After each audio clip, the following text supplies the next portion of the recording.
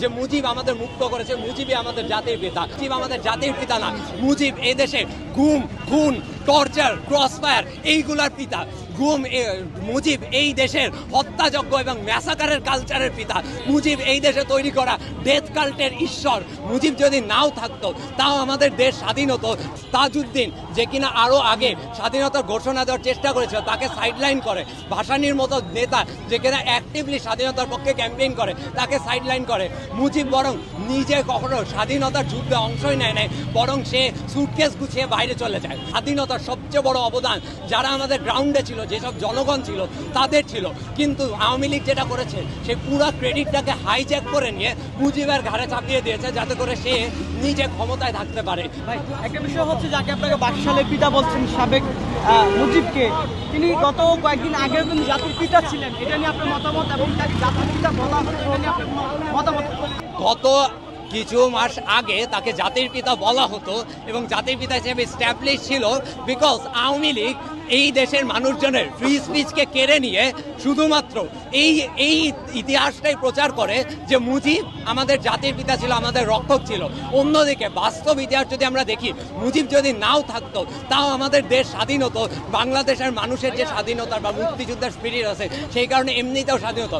বরং উল্টাটা দেখা গিয়েছে, মুজিব বারবার Pakistani military official, Pakistani government অফিসিয়ালদের সাথে বৈঠকে বসেছে। স্বাধীনতার 7ই মার্চের ঘোষণার পরে গিয়েও তাজউদ্দিন, যে কিনা আরও আগে স্বাধীনতার ঘোষণা দেওয়ার চেষ্টা করেছিল, তাকে সাইডলাইন করে। ভাসানীর মতো নেতা, যে কিনা অ্যাক্টিভলি স্বাধীনতার পক্ষে ক্যাম্পেইন করে, তাকে সাইডলাইন করে। মুজিব বরং নিজে কখনো স্বাধীনতার যুদ্ধে অংশই নেয় নাই, বরং সে সুটকেস গুছিয়ে বাইরে চলে যায়। সেই জন্য আমরা বিশ্বাস করি স্বাধীনতার সবচেয়ে বড় অবদান যারা আমাদের গ্রাউন্ডে ছিল, যেসব জনগণ ছিল, তাদের ছিল। কিন্তু আওয়ামী লীগ যেটা করেছে, সে পুরো ক্রেডিটটাকে হাইজ্যাক করে নিয়ে মুজিবের ঘাড়ে চাপিয়ে দিয়েছে, যাতে করে সে নিজে ক্ষমতায় থাকতে পারে। যে মুজিব আমাদের মুক্ত করেছে, মুজিবই আমাদের জাতির পিতা। মুজিব আমাদের জাতির পিতা না, মুজিব এই দেশে গুম, খুন, টর্চার, ক্রসফায়ার এইগুলার পিতা। মুজিব এই দেশের হত্যাযজ্ঞ এবং ম্যাসাকারের কালচারের পিতা। মুজিব এই দেশে তৈরি করা ডেথ কাল্টের ঈশ্বর। মুজিব, আমরা বিশ্বাস করি, কখনো এই দেশের জন্য ভালো কিছু আনে নাই, বরং সে যদি কিছু এনেও থাকে, সে এত বেশি পরিমাণে লাশ ফেলেছে, এত বেশি পরিমাণে ম্যাসাকার চালিয়েছে, যে সেই জিনিসগুলো আমাদের কাছে ন্যূনতম কোনো ভ্যালু রাখে না।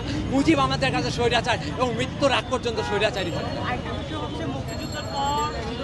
এখন প্রশ্ন তোলা হচ্ছে যে 30,000 না, আপনার 30 লাখের জায়গায় 30,000 হয়ে গেলে একটা মেজর তালিমের একটা বক্তব্য আমরা দেখেছি। এই বিষয়ে আপনার মতামত?